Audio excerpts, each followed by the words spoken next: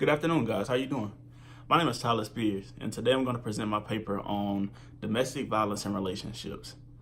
Domestic violence has become a major issue in American society, and with rates of domestic violence on the rise, a lot of research has been conducted that provides evidence that violence during relationships in teen years are a contributing factor to later domestic violence.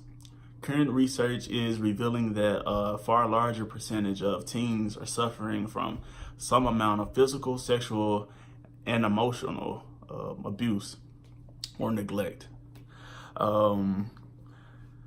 Studies have shown that individuals, couples that engage in violent behaviors, as well as those who are the victims of those, are more likely to be involved in violent relationships in the future.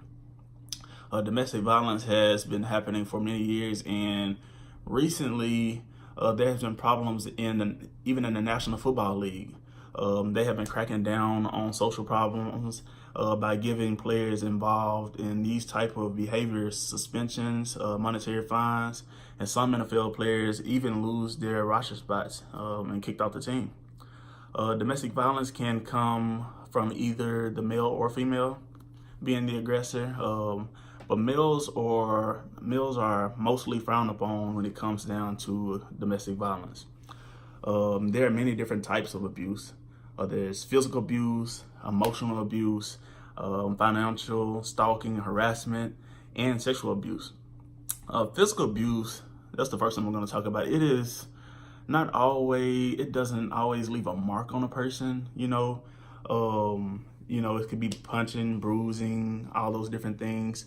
But physical abuse, it is basically forcing somebody against their own will. Sometimes a person using force, or it could cause harm in any kind of way. An abuser will often blame someone else as the victim for saying or doing something that caused their violence. Alcohol and drugs are sometimes the cause of physical abuse. They may ask or beg their partner for forgiveness and promise that they'll never do it again. There are all types of regret and things that go on with physical abuse. Symptoms of physical abuse can be, biting, pushing, throwing objects, force feeding a person, or denying a person food. The second type of abuse is emotional abuse, which is it's an attempt to control and just the same. Domestic violence in teenage intimate relationships have been recognized in recent years as a significant but hidden child welfare issue that impacts negatively on the well-being of future life changes. It has been linked to the anxiety, depression, substance abuse, unintended pregnancy, eating disorders, post-traumatic stress disorder, and poor academic performance, as well as self-harm and suicidal thoughts. The advocacy groups that I have found is the Center for Family Justice, and an advocacy group that has a team of counselors trained and certified specifically in the area of domestic and sexual violence. They empower the counsel victims for survivors through emotional support, safety planning, and case management services, and advocacy within the medical court, child welfare, and other systems of care. They provide adult clients with information and referrals for available resources, including health clinics, mental health services, housing information, public transportation, legal resources, immigration referrals, food and clothing, child care, youth services, and on-the-job training. They offer services for children, such as referrals to other services that are specific to the child's needs, advocacy to other agencies, age-appropriate safety planning, and activity group while adult groups are in session. Counselor advocates also provide a model of healthy parenting skills and works with other mothers to develop safety plans for children. As needed, counselor advocates meet regularly with individuals and their children to support them through the difficult time and provide them with information on education about living within a family expecting violence.